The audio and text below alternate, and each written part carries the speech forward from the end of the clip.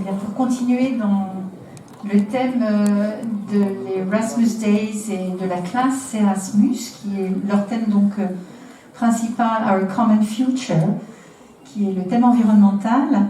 Nous avons un aspect aujourd'hui avec Monsieur Pierrick Berthoud, que vous avez en face de vous, qui est notre intervenant de cet après-midi sur 1 heure, qui va nous parler de lui, peut-être tout d'abord, et puis voir un petit peu comment il s'inclut dans ce contexte environnemental qui fait partie de votre quotidien pour beaucoup, en tout cas qui vous entoure dans votre vie de tous les jours. Bonjour tout le monde. Donc je suis Pierrick Berthoud, producteur de lait à Paris, en lait bio. Et en plus, donc on est certifié en lait bio. Et en plus, on est certifié aujourd'hui lait de foin. Alors, lait de foin, on est les seuls, enfin on est les premiers du Finistère à être à la fois certifié bio et lait de foin. Alors, lait de foin, c'est une certification encore un petit peu au-dessus, puisque ça veut dire qu'on ne donne plus d'aliments fermentés à nos animaux. Donc, plus de maïs en silage, plus d'ensilage d'herbe, et la quantité de concentré, ce qu'on appelle des concentrés, c'est du blé ou du soja en quantité limitée. Donc ça donne un lait pas haut de gamme. Voilà. Et pour l'instant, j'ai juste la certification, mais j'ai aucune valorisation pour ça. Mais on crée la filière. Donc voilà. D'où je viens, en fait, moi je suis agriculteur depuis le départ, depuis longtemps maintenant. Mes parents étaient agriculteurs et mes grands-parents des deux côtés étaient agriculteurs aussi. Et je suis allé à l'école d'agriculture et donc j'ai appris, on m'a appris, j'ai été formé mais aussi formaté, puisqu'on m'a appris à utiliser les engrais chimiques, les produits chimiques, la génétique américaine, qui vient pour l'animal, pour les Holstein, les races vaches, mais aussi pour les plantes, donc le maïs. Donc j'ai été, je vais dire, le très bon élève de la classe pendant très longtemps. Même si depuis la PAC, la réforme de la PAC, c'est la politique agricole commune de 1992, et là je commence déjà à voir, on commence par les lointains, et qui a favorisé le maïs et les céréales. Et moi à ce moment-là, j'ai déjà commencé à faire chemin inverse. Et ensuite j'ai continué à évoluer avec un système beaucoup plus de vaches, toujours, avec du pâturage, donc bonté d'herbe. Mais j'ai carrément basculé.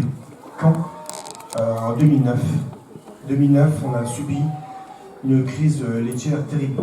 On était tous en surproduction. La surproduction, elle venait de 2 ans auparavant, où on nous demandait, les laiteries nous demandaient carrément, alors que nous étions déjà toujours en régime de quota laitier, donc de maîtrise de la production, on nous demandait de produire plus. Donc, la plupart des éleveurs ont produit plus. 2007, 2009, surproduction, le marché n'absorbait plus la quantité de lait. Donc, crise laitière. Et là, ça m'a vraiment interpellé. Moi, j'ai des copains qui ont arrêté. Dans le meilleur des cas, ils ont fait faillite, ils sont partis. C'est le meilleur des cas. D'autres, ils sont au cimetière. On cale la production de lait sur la consommation, pour éviter justement les surproductions et les baisses de prix. Ça a été refusé par l'Europe. Jusqu'à aujourd'hui, on est toujours système pied au plancher, allez-y les gars, produisez. Et on voit ça continue à être dévastateur. En parallèle de ça, avec le mouvement auquel j'ai adhéré, on a créé CFR France. On a créé le lait équitable, parce qu'on voulait démontrer qu'on pouvait vendre du lait, un bon lait, aux consommateurs à un juste prix. Et vous le trouvez, ce lait-là, c'est le lait CFR France, le lait équitable, peut-être certains d'entre vous le connaissent. Vous le trouvez dans les grandes surfaces par ici. Pas tout le monde. Hein. Aujourd'hui, il y a du lait bio, CFR France, et CFR France, c'est un bon moyen de se développer et de sauver les agriculteurs. Moi, on fait un peu de vente directe sur la ferme de viande. Je vous assure, quand je vends de la viande à quelqu'un, je peux le regarder droit dans les yeux, je sais ce qu'il achète, parce que je sais ce que je vends. Je sais comment la viande a été produite. Donc je mange la même viande, il n'y a pas de souci, je ne suis pas en train de vendre une partie, puis faire un petit truc à côté pour moi. Non, c'est exactement la même chose. Je vais dire ça. c'est tous des insecticides. Un insecticide, c'est fait pour tuer les insectes. Ouais, évidemment.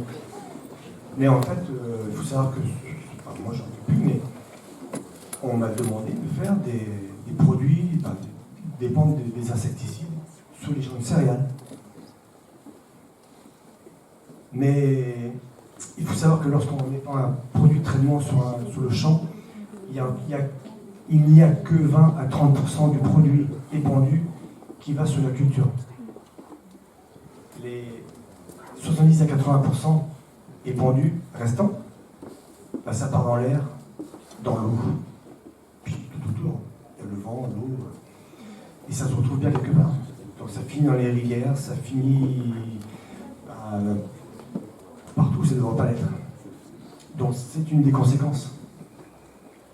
C'est une des conséquences. Et ça finit aussi, inévitablement, quand vous consommez de l'eau, quand vous consommez de la nourriture, ça y est, on en trouve dedans.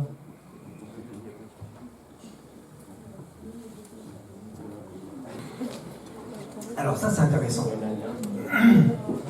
Lorsque je suis passé en bio, j'ai commencé une conversion bio en 2014, en mai 2014. Oui, c'est récent. Et c'est récent. Et oui.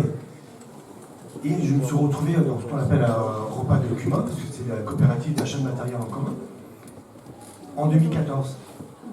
Et là, pendant le repas, j'ai un de mes copains qui tout d'un coup, sans s'adresser à moi directement, mais c'est à moi qui s'adressait, il nous dit, moi les gars qui sont en bio, je leur couperai l'électricité, je leur enlèverai leur tracteur pour travailler leur terre avec des pneus, et qui se débrouillent, ils comprendront vite fait. J'ai pas réagi, j'ai mis ça de côté. Aujourd'hui, il est passé en bio. Donc c'est assez étonnant, et c'est ça qui est intéressant, c'est voir l'évolution qu'il y a. Alors évidemment, j'ai été le premier dans le coin à faire ça, donc j'ai été montré du doigt, évidemment, mais c'est normal, vu mon parcours. Mais on commence à voir des gens, même de toute ma génération en fait, qui se rendent bien compte qu'il y a de l'opposition en face, qui demandent des évolutions, et qui sont prêts, qui disent de toute façon on n'a pas le choix. C'est un peu degré de force, mais ils évoluent. Ce que vous voulez dire, c'est vrai que le self, ils ont fait